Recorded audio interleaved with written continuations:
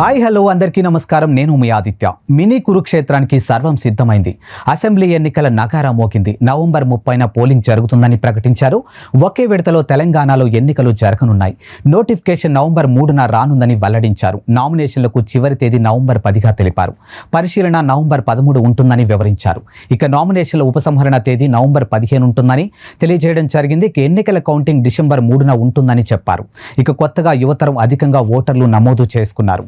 ఈ ఎన్నికల్లో వృద్ధులు ఇంటి నుండి ఓటు వేసే అవకాశం కల్పించింది. ఈ షెడ్యూల్ ప్రకటన సందర్భంగా కేంద్ర ఎన్నికల సంఘం ప్రధాన అధికారి రాజీవ్ కుమార్ పోస్టల్ బ్యాలెట్ కి సంబంధించిన కీలక ప్రకటన చేశారు. పోస్టల్ బ్యాలెట్ విధానంలో ఓటు వేసేవారు కూడా పోలింగ్ రోజునే ఓటు వేయాలని తెలిపారు.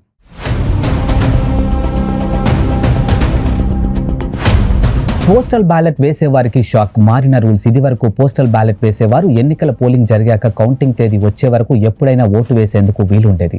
ఇప్పుడు కొత్తగా రూల్ కారణంగా వారు కూడా పోలింగ్ తేదీనే ఓటు వేయాల్సి ఉంటుంది.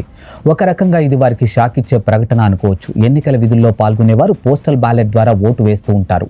అందువల్ల వారు పోలింగ్ డే తర్వాత వీలు చూసుకొని వేసేవారు. ఇప్పుడు కొత్త రూల్ కారణంగా ఎన్నికల విధుల్లో ఉన్నప్పటికీ అదే రోజు వీలు చూసుకొని తమ ఓటు వేయాల్సి ఉంటుంది. ఇది వారికి కొత్తగా ఇబ్బంది అయినా ఎన్నికలను అత్యంత పద్ధతిగా నిర్వహించే క్రమంలో కేంద్ర ఎన్నికల సంఘం ఈ నిర్ణయం తీసుకుంది. ఇంకా ఇలాంటి చాలా మార్పులు చేస్తుందని తెలియజేశారు. ఈసారి ఎన్నికల సంఘం ఎన్నికల నిర్వహణకు అత్యంత ప్రతిష్టాత్మకంగా తీసుకుంది. ఎప్పటికప్పుడు మెరుగైన మార్పులు తీసుకున్నట్లే ఈసారి కూడా చాలా మార్పులు చేసింది. అందులో భాగంగానే పోస్టల్ బ్యాలెట్ విషయంలో వస్తున్న విమర్శలకు చెక్ పెట్టేందుకు ఈ నిర్ణయం తీసుకుంది. పోస్టల్ బ్యాలెట్ వేసేవారు పోలింగ్ డే తర్వాత వచ్చే ఎగ్జిట్ పోల్స్, ఇతర సర్వే అంచనాల లెక్కలో తీసుకొని తదనుగుణంగా తమ ఓటు వేసే ప్రమాదం ఉందని భావించిన ఈసీ అలా జరగడానికి వీలు లేకుండా చేయాలని నిర్ణయం తీసుకుంది. అందువల్ల పోస్టల్ బ్యాలెట్ వేసేవారు ఎలాంటి ఎగ్జిట్ పోల్స్ కి ప్రేరేపితం కాకుండా తమ ఓటును స్వేచ్ఛగా వేయాలనే ఉద్దేశంతో ఈ రూల్ను తీసుకొచ్చింది.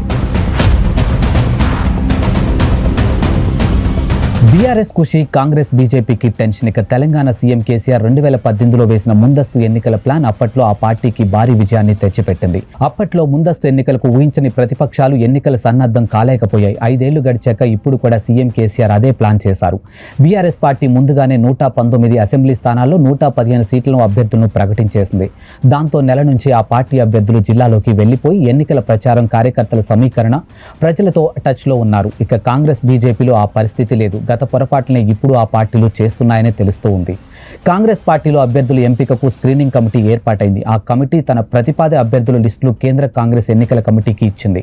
ఆ కమిటీ ఒకేసారి అందరూ అభ్యర్థులను ప్రకటించాలన్న ఆలోచన రావడంతో అభ్యర్థుల ప్రకటన ఒకంత ఆలస్యం అయ్యేలా కనిపిస్తుందని తెలుస్తుంది. అయితే దాదాపు 70 మంది అభ్యర్థుల పేర్లు ఆల్రెడీ ఖరారైపోయాయని వెల్లడించారు. ఇక ప్రకటించకుండా ఆలస్యం చేయడం ఆ పార్టీకి మైనస్ అయ్యే ప్రమాదం ఉందని విశ్లేషకులు అంటూ ఉన్నారు.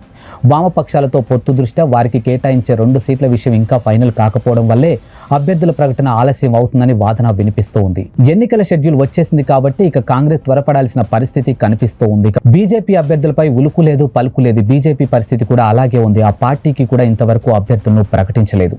తొలి జాబితా కూడా ఉమ్మడి జిల్లా నుంచి అభ్యర్థులు ప్రకటిస్తుందని తెలుస్తున్నా అది కూడా ఇంకా అమల్లోకి రాలేదు. అసలు బీజేపీకి తెలంగాణలో గ్రాఫ్ పడిపోయిందని ప్రచారం జోరుగా ఉంది.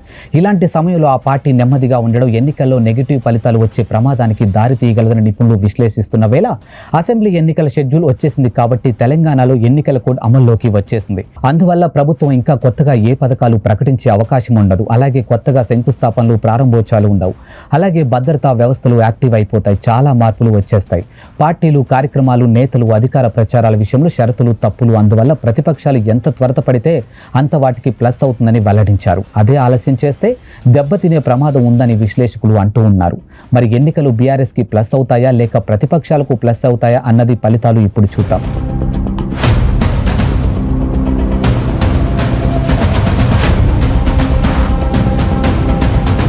దూకుడు పెంచిన మంత్రి హరీష్ రావు. ఉమ్మడి జిల్లాలో బీఆర్ఎస్ దూకుడు పెంచేసింది. ఇక సుడిగాడి పర్యటనలో జనరంజకంగా ప్రకటనలతో జోరుగా సుడిగాలి పర్యటనలు చేస్తున్నారు మంత్రి హరీష్ రావు. కాంగ్రెస్, బీజేపీ నేతలు కౌంటర్ ఇస్తూ క్యాడర్లో జోషు పెంచుతున్నారు. ఎన్నికల టైం దగ్గర పడుతున్న వేళ తెలంగాణ పాలిటిక్స్ హీట్ ఎక్కాయి. ఇక బీఆర్ఎస్, కాంగ్రెస్, బీజేపీలు పలు కార్యక్రమాల్లో దూకుడు పెంచాయి.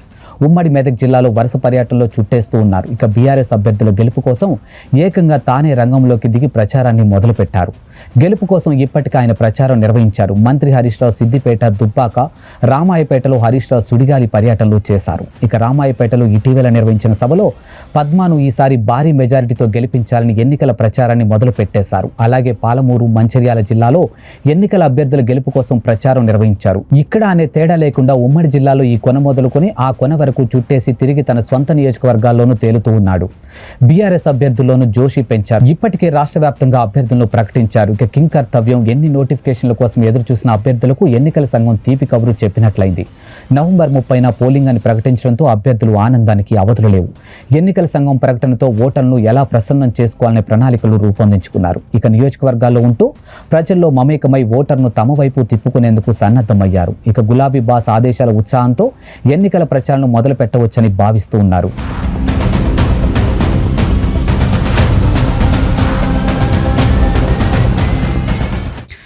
ఎన్నికల సమయం దగ్గర పడుతుంది. ఈ నేపథ్యంలో జిల్లా అధికార యంత్రాంగం అప్రమత్తమైంది. ఎన్నికల వేళ డబ్బు, మద్యం ఓటర్లు ప్రభావితం చేసేందుకు పంచే వస్తు సామగ్రి అక్రమ రవాణాకు చెక్ పెట్టేందుకు జిల్లా అధికారులు కదిలారు. పోలీస్ రవాణా, ఎక్సైజ్, రెవెన్యూ శాఖల సమన్వయంతో జిల్లా వ్యాప్తంగా 7 చెక్ పోస్టులను ఏర్పాటు చేశారు. ఇక్కడ నిరంతరం తనిఖీలు నిర్వహించేలా సిబ్బందిని కూడా ఏర్పాటు చేశారు. 24 గంటలు 3 షిఫ్ట్లో నిరంతరం విధులు నిర్వహించేలా చర్యలు చేపట్టారు. అక్రమ రవాణాలకు పూర్తిగా అడ్డుకట్టపడేలా చర్యలు తీసుకుంటున్నామని వెల్లడించారు.